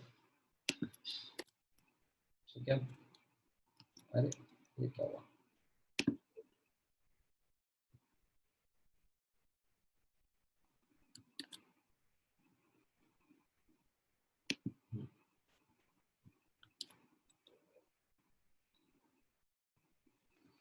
तो सबसे पहले आप कुछ बेसिक बेसिक प्रॉपर्टीज का डिस्कशन देखना, ठीक है। बेसिक बेसिक प्रॉपर्टीज कैसी रहेंगी? सबसे पहली प्रॉपर्टी रहेगी कैरेक्टर की, होमोजीनियस हेट्रोजीनियस कैसा कैरेक्टर है कोलॉइड्स का, तो ये मैंने आपको पहले ही बताया हुआ है, ध्यान रखना दैट कोलॉइड्स आर हेट्रोजीनियस, ठीक है। डीपीडीएम हम लोग यहाँ पर कंसिडर करते हैं that these are two parts that colloids are made up of, ठीक है। And as a result we have heterogeneous character, ठीक है। देन इनकी फिल्टरेबिलिटी के बारे में कैसा है, ये भी मैंने आपको बताया है कि ये ऑर्डिनरी टिश्यू पेपर या फिल्टर पेपर से नहीं फिल्टर हो पाते हैं, इनके लिए स्पेशल मेम्ब्रेन लगती है, ठीक है। They are filtered only by special membranes, ठीक है। देन कॉलिगेटिव प्रॉपर्टीज कैसी रहेंगी इनकी, तो यहाँ पर नोटिस करना, ये जो मैंने हाईलाइट किया हुआ है, the values of colligative properties are very small. Why? Because ये पार्टिकल्स आपस में कंबाइन हो जाते हैं ना, ये पार्टिकल्स आपस में मर्ज हो जाते हैं, तो आई इनका काफी छोटा रहेगा, वेंट ऑफ फैक्टर जो रहेगा इनका काफी छोटा रहेगा। इसकी वजह से जो ये कॉलिगेटिव प्रॉपर्टीज शो करेंगे ये काफी कम वैल्यूज आएंगे उनकी, ऑस्मोटिक प्रेशर वगैरह जो रहेगा काफी कम वैल्यू रहेगा उसका, ठीक है। अच्छा, देन ऑप्टिकल प्रॉपर्टीज पे आना, तो ऑप्टिकल प्रॉपर्टीज में कैसा है, इनकी विजिबिलिटी किसकी वजह से दिखेगी, इनकी विजिबिलिटी दिखेगी because of scattering of light, ठीक है। मतलब जिसको हम लोग टिंडल इफेक्ट कहते हैं। तो अगर लेट्स से कोलॉइड है, ठीक है, तो जनरली इसके जो पार्टिकल्स हैं वो नेकेड आई को नहीं दिखते हैं, इतना इजीली नेकेड आई को नहीं दिखते हैं, बट उनका प्रेजेंस देखा जा सकता है if we pass a beam of light through them, ठीक है, a strong beam of light. तो उससे क्या होगा कि वो पार्टिकल्स जो है उस बीम ऑफ लाइट को स्कैटर कर देंगे और उससे हमें फिर वो पार्टिकल्स दिखने लग जाएंगे, ठीक है। कैसा होता है यहाँ पर आप नोटिस करना थ्रू, ठीक है। पहले आप ये डायग्राम देखो, फिर आपको मैं इसको एक्सप्लेन करता हूँ, ठीक है। जैसे मान लो यहाँ पर एक ट्रू सोल्यूशन रखा हुआ है, ठीक है, NaCl का सोल्यूशन है, ठीक है। मान लो ये NaCl का सोल्यूशन है, तो इसमें अगर मैं ऐसे लेफ्ट टू राइट लाइट का बीम पास करता हूँ तो मुझे इस बीम ऑफ लाइट ये इसके अंदर कैसे गया वो मुझे दिखता ही नहीं है, ठीक है। क्यों? बिकॉज ये जो ट्रू सोल्यूशन होता है, ठीक है, यहाँ पे नोटिस करना, ये ट्रू सोल्यूशन के अंदर, ठीक है, ट्रू सोल्यूशन में ये जो साइज ऑफ पार्टिकल्स है वो इतने छोटे होते हैं कि लाइट उनके साथ इंटरेक्ट ही नहीं कर पाता, ठीक है। The size of the particles is very small and वो लाइट के साथ में इंटरेक्ट नहीं करते हैं। तो वो लाइट के साथ में इंटरेक्ट नहीं करते हैं तो हमें पता ही नहीं पड़ेगा कि वो पार्टिकल्स कहाँ पर है, ठीक है। वो पार्टिकल्स अगर लाइट के साथ में इंटरेक्ट कर रहे होते तो फिर हमें पता पड़ता कि वो पार्टिकल्स कहाँ पर है, अगर वो अपने में से लाइट छोड़ रहे होते तो, मतलब लाइट को स्कैटर कर रहे होते तो, बट वो पता ही नहीं पड़ता, तो हम देख ही नहीं पाते। बट कोलॉइडल सोल्यूशन के थ्रू, यहाँ पे नोटिस करना, कोलॉइडल सोल्यूशन के थ्रू अगर मैं ऐसे बीम ऑफ लाइट पास करता हूँ तो मुझे उसका पाथ दिख जाता है। क्यों? क्योंकि वो जहां जहां से पास हो रही है, जिन पार्टिकल्स के से इंटरेक्ट कर रही है, वो पार्टिकल्स क्या कर रहे हैं, उस लाइट को स्कैटर कर रहे हैं। ये पार्टिकल है, ऐसे यहाँ से लाइट आया, ठीक है, और उसको इन्होंने स्कैटर कर दिया, और वो स्कैटर्ड लाइट हम लोग अपनी आंखों से देख पा रहे हैं, तो हमें पता पड़ जाएगा अच्छा यहाँ पर पार्टिकल्स था, ठीक है। तो इनका साइज इतना है, ठीक है, colloidal particles are large enough to scatter the light. तो इस फिनोमेना को, ठीक है, this phenomena which is scattering of light from the surface of colloidal particles, इसको टिंडल इफेक्ट बोला जाता है, ठीक है। So this is something which is an optical property of colloids. समझ में आया टिंडल इफेक्ट?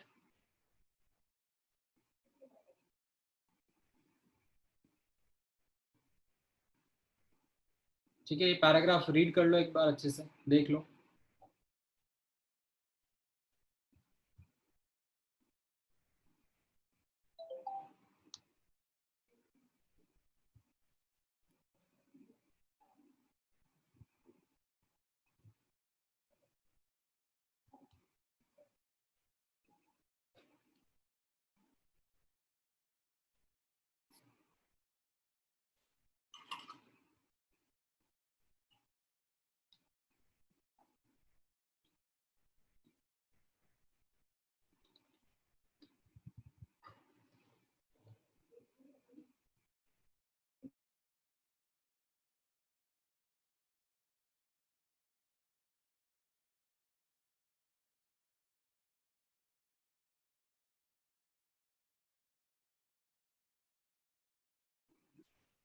इसमें कोई डाउट?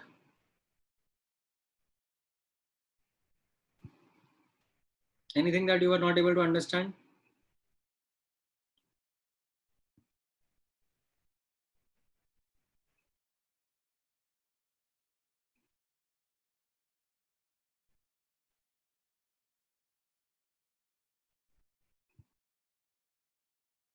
अच्छा, नाउ आप नोटिस करना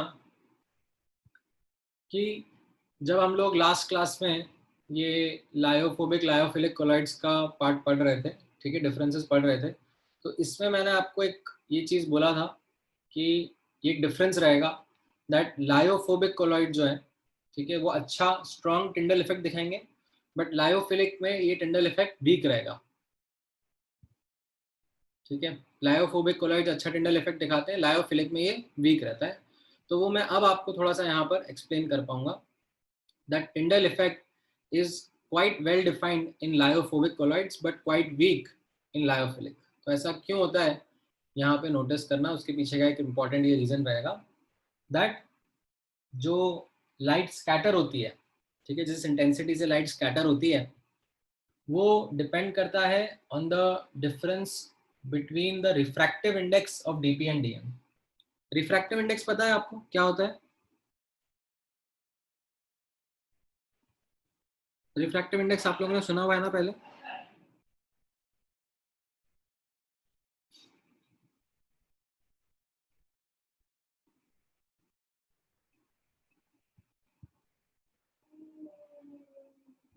राइट, रिफ्रैक्टिव इंडेक्स में what we have is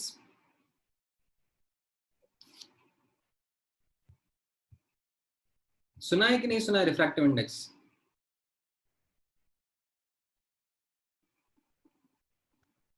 बताओ जरा। नहीं, आवाज नहीं आ पाई तक से।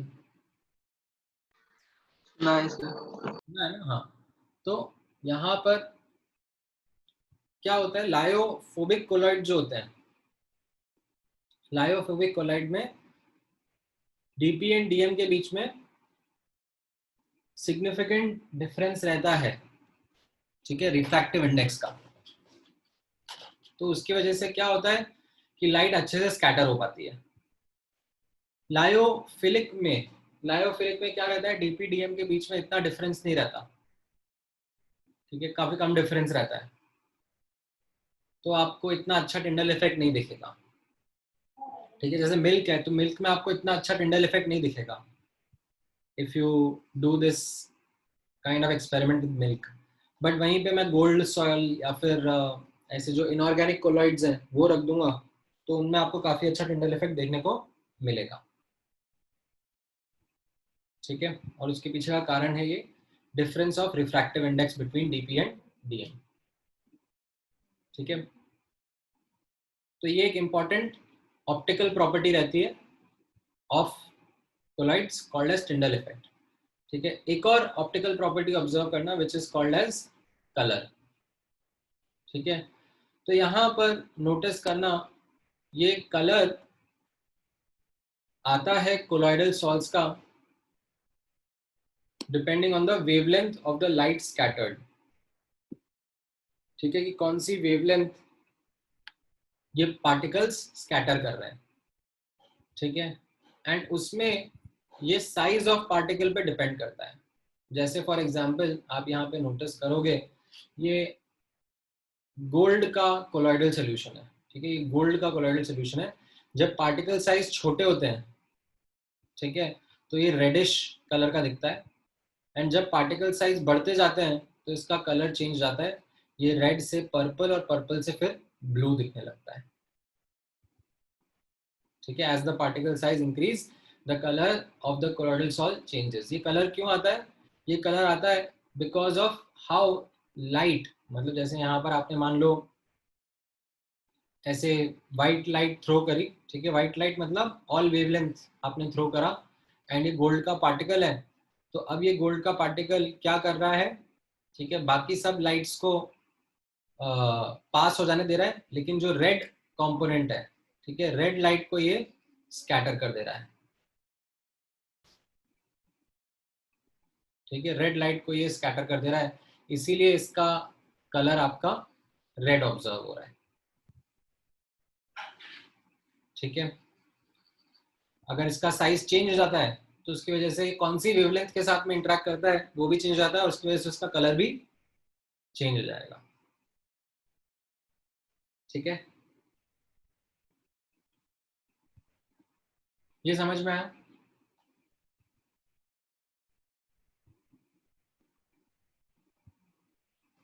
Is this clear?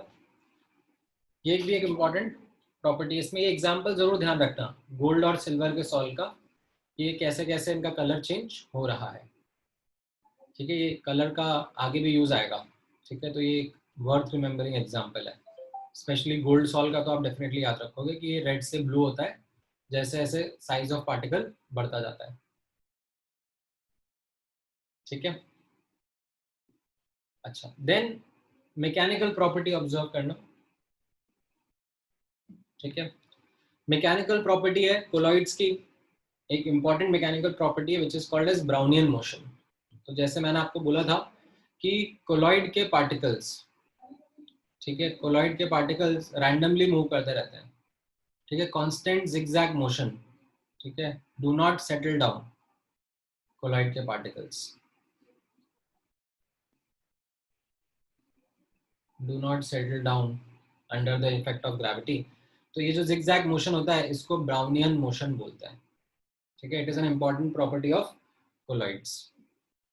अब ये क्यों आता है तो इसके पीछे का यहाँ पे रीजन भी समझना। It is because of the collision between DP and DM के मॉलिक्यूल्स, ठीक है, जिसकी वजह से ये ब्राउनियन मोशन आता रहता है, ठीक है। अगर आप यहाँ पे फैक्टर्स नोटिस करना, अगर आप पार्टिकल का साइज बढ़ा दोगे, पार्टिकल इज लार्जर लार्जर, तो फिर ये ब्राउनियन मूवमेंट लेस हो जाता है, ठीक है। अगर आप टेम्परेचर बढ़ा देते हो तो ये ब्राउनिंग मूवमेंट भी इंक्रीज हो जाता है, ठीक है। ये इसके की फैक्टर्स रहेंगे, एंड इसकी वजह से क्या रहेगा हमारा ये जो मोशन है, ठीक है, ये चलता रहेगा, पार्टिकल्स का जिगजैग मोशन कंटिन्यू होता रहेगा।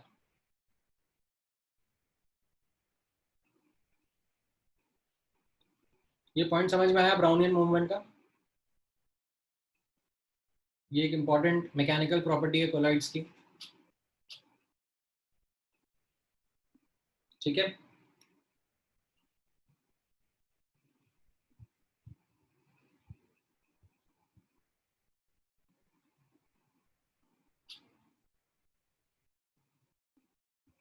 अच्छा, अब एक और प्रॉपर्टी देख लेते हैं हम लोग कोलॉइड्स की, which is called as electrical property.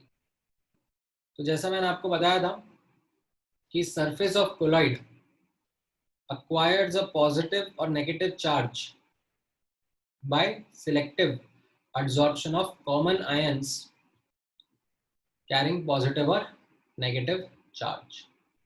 जैसे मैंने आपको बताया था, जो हमने AgNO3 का एग्जांपल लिया था, AgNO3 और Ki का, और अगर Ki एक्सेस में रख देंगे तो कैसा बन जाएगा, नेगेटिवली चार्ज कोलाइड बन जाएगा। क्यों? क्योंकि कॉमन आयन जो है I-, ठीक है, सोल्यूशन के साथ में जो DP-DM के बीच में कॉमन आयन है वो क्या है, I-। तो ये I- क्या होगा, इस पार्टिकल की सरफेस पर एब्जॉर्ब हो जाएगा और ये नेगेटिवली चार्ज्ड पार्टिकल बन जाएगा।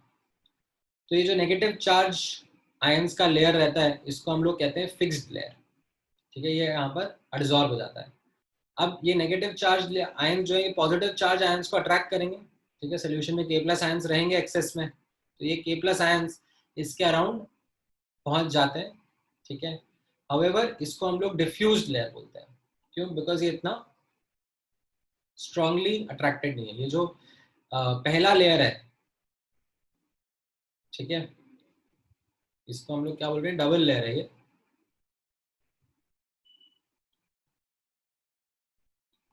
ठीक है, डबल चार्ज लेयर। तो इसमें जो पहला लेयर है, अंदर वाला लेयर है वो फिक्स्ड है, और बाहर वाला जो है वो डिफ्यूज्ड है, ठीक है। इस जो डबल चार्ज लेयर है इसको हम लोग क्या बोलते हैं, this is called as Helmholtz electrical double layer. ये नाम आपने पहले भी सुना था इलेक्ट्रोकेमिस्ट्री में, जब मैंने आपको बताया था कि इलेक्ट्रोड है, इलेक्ट्रोड के ऊपर नेगेटिव चार्ज और उसके अराउंड पॉजिटिव आयंस आ जाते हैं, उससे इलेक्ट्रोड पोटेंशियल आता है।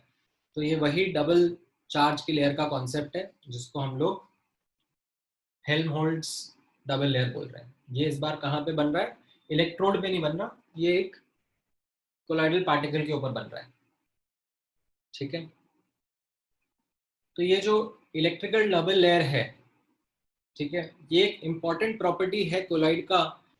क्यों? बिकॉज दिस प्रॉपर्टी, ठीक है, this property is responsible for stability of colloid. जितना स्ट्रॉन्ग ये चार्ज का लेयर रहेगा अराउंड द डीपी, उतना ही स्टेबल मेरा कोलॉइड रहता है, ठीक है। तो यहाँ पर नोटिस करना, ये जो इलेक्ट्रिकल डबल लेयर है इसमें जो पोटेंशियल डिफरेंस जनरेट होता है between these two opposite charge layers, ठीक है, ये अंदर का एक नेगेटिव लेयर है, ठीक है, अंदर का ये नेगेटिव लेयर है और उसके बाहर एक पॉजिटिव लेयर है।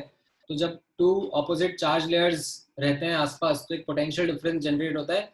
उस पोटेंशियल डिफरेंस को बोला जाता है जीटा पोटेंशियल या इलेक्ट्रोकाइनेटिक पोटेंशियल। जैसे मैंने आपको इलेक्ट्रोड पोटेंशियल के बारे में बताया था कि ये इलेक्ट्रोड पोटेंशियल कैसा होता है, इलेक्ट्रोड के ऊपर डबल लेयर बन रहा है, उसको हम लोग इलेक्ट्रोड पोटेंशियल कहते थे। यहाँ पर एक कोलॉइडल पार्टिकल के ऊपर, ठीक है, डबल लेयर बन रहा है चार्ज का, पॉजिटिव एंड नेगेटिव चार्ज, ठीक है। तो इसका भी पोटेंशियल होता है और उस पोटेंशियल को नाम दिया जाता है जीटा पोटेंशियल या इलेक्ट्रोकाइनेटिक पोटेंशियल, ठीक है। तो ये जीटा पोटेंशियल या इलेक्ट्रोकाइनेटिक पोटेंशियल जितना स्ट्रॉन्ग रहता है, ठीक है, जितना ये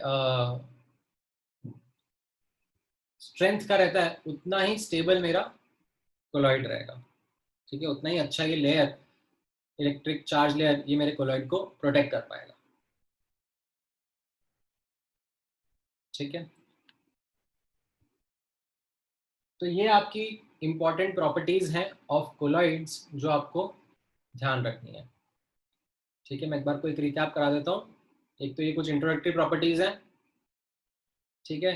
देन हमने ऑप्टिकल प्रॉपर्टी पढ़ी, हमने फिर उसके बाद में मैकेनिकल प्रॉपर्टी पढ़ी एंड एक इलेक्ट्रिकल प्रॉपर्टी पढ़ी, ठीक है। और इनकी डिटेल्स भी आपने एक एक करके समझी है, ठीक है।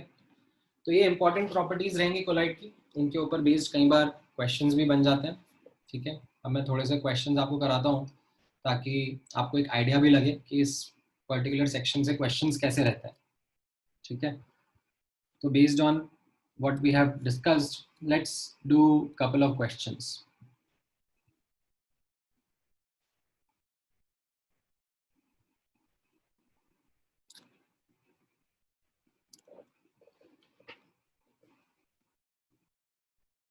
ठीक है,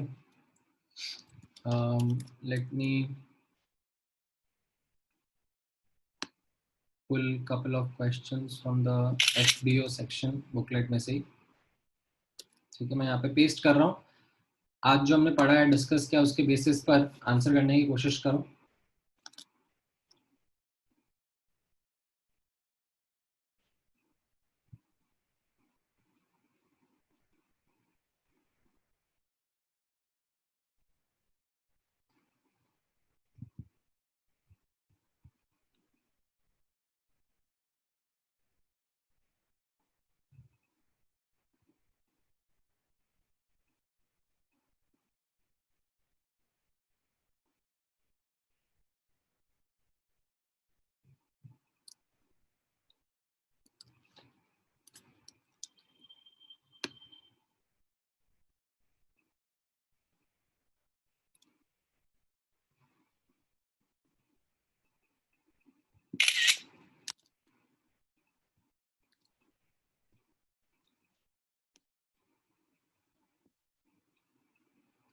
क्या रहेगा पहला रीजन लायोफोबिक कोलॉइड्स के बारे में? स्टेबिलिटी ऑफ लायोफोबिक कोलॉइड्स किसकी वजह से आता है?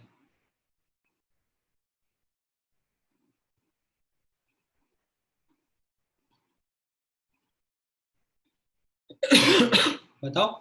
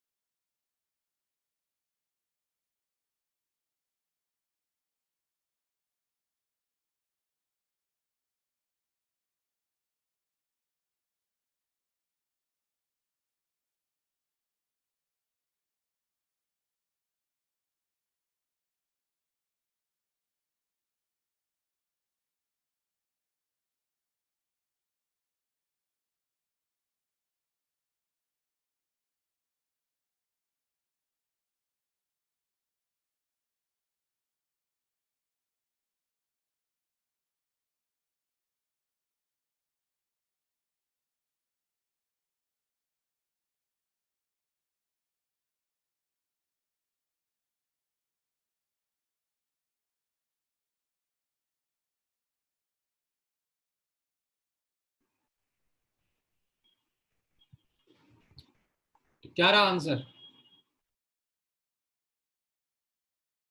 भूषण,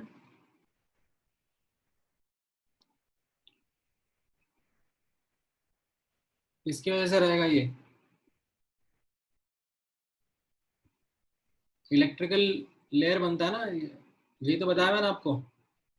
जो चार्ज लेयर बनता है लायोफोबिक कोलॉइड्स में, वो उसको प्रोटेक्ट करता है। ये मैंने आपको लास्ट क्लास में ही बताया था, that this charge layer is is responsible for the stability of lyophobic colloid.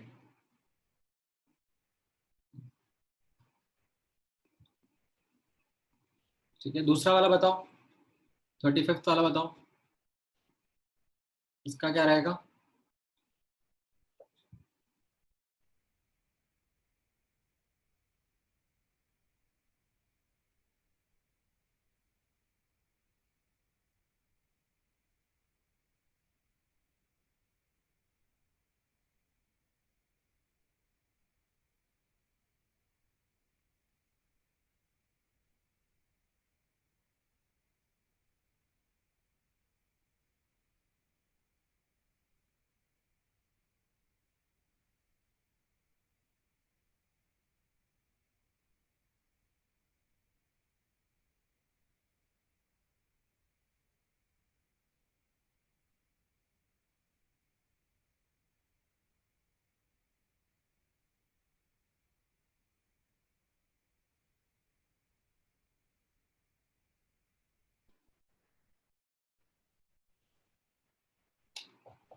बताओ भाई, टिंडल इफेक्ट किसकी वजह से है?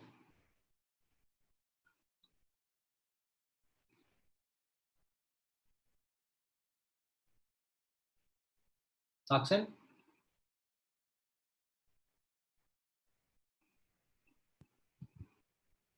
दर्शना,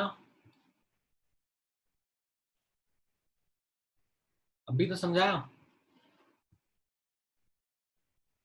टिंडल effect is due to scattering of light. यहाँ पे स्कैटरिंग वर्ड इंपॉर्टेंट है ना।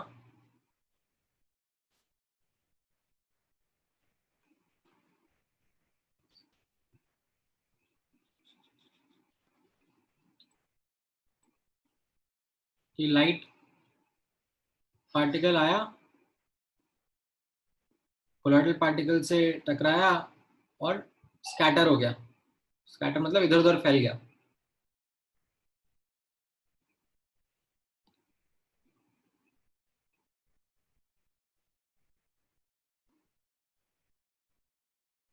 आप लोगों को समझ में आ रहा है कि नहीं आ रहा है? नहीं आ रहा है तो भी बता दो, हम लोग फिर चेंज कर लेंगे अपना अप्रोच, किस तरीके से चलना है इस चैप्टर में। बट आप लोग ऐसे ब्लैंक हो जाओगे तो मतलब मुझे तो समझ में नहीं आ रहा कि आपको कुछ समझ में आया कि नहीं आ रहा है। कहीं पे कुछ वर्ड डिफिकल्ट लग रहे हैं तो भी बता दो।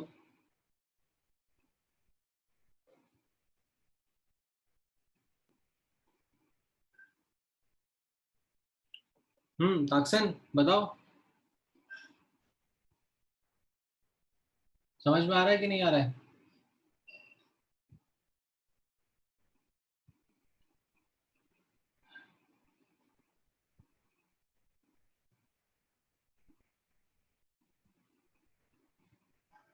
मेरी आवाज आ रही है तुम लोगों को? Yes sir. हाँ, तो तुम्हारे कान में आवाज आ रही है, तुम्हारा मुंह में दही जम गया है? बताओ तो सही, क्या हो गया? समझ में आ रहा है कि नहीं आ रहा है? Yes sir.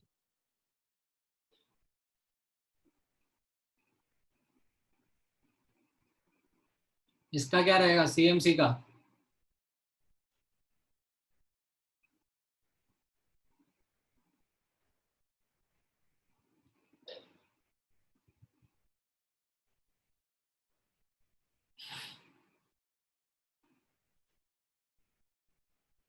What was CMC? CMC का डेफिनेशन अभी बताया आपको मैंने, कि हम लोग एसोसिएटेड कोलॉइड्स में जब लो कॉन्सेंट्रेशन से कॉन्सेंट्रेशन इंक्रीज करते हैं तो एसोसिएटेड कोलॉइड्स का फॉर्मेशन होना स्टार्ट होता है। तो सीएमसी क्या है? The minimum concentration required for myself formation, that is what is CMC. तो हमारा इसका आंसर क्या आ जाएगा? That CMC is the concentration at which micellization begins.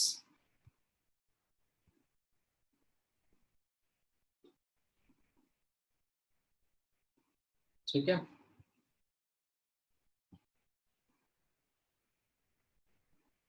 तो इस तरीके से आपको ये क्वेश्चंस को आंसर करना रहेगा। ठीक है, नेक्स्ट क्लास में मैं क्वेश्चंस से ही स्टार्ट करूंगा, रिवीजन करके आना, ऐसे ब्लैंक नहीं बैठ सकते। ठीक है, हो सकता है कि आप टेस्ट की पढ़ाई कर रहे थे इसलिए आपने लास्ट क्लास का पढ़ा नहीं, बट मैंने लास्ट क्लास का तो पूछा भी नहीं, मैंने तो आज की क्लास का ही पूछा है। ठीक है, बट अगली क्लास में मैं क्वेश्चन से ही स्टार्ट करूंगा, और अगर आपने 10 क्वेश्चन में से एटलीस्ट 7-8 क्वेश्चन के आंसर नहीं दिए तो फिर मैं आपको क्लास कैंसिल करके बोलूंगा कि आपको रिवीजन करके आना पड़ेगा, अदरवाइज हम लोग आगे नहीं बढ़ेंगे। ठीक है, तो ये आप पढ़ के आओ नेक्स्ट क्लास में। ठीक है, नोट्स आपके पास में रहेंगे भले ही, मैं ये नहीं कह रहा हूँ कि नोट्स को एकदम याद कर लो अच्छे से, लेकिन इतना तो आना चाहिए ना क्वेश्चन पढ़ के कि हाँ भैया कहाँ पर पढ़ा था ये, उसको एक बार री रीड कर लेते हैं, देख लेते हैं क्या था, और फिर आंसर करके दो। ठीक है, ऑल राइट, चलो नेक्स्ट क्लास में फिर यहीं से स्टार्ट करेंगे। आज का लेक्चर यहीं क्लोज करते हैं। Thank you guys.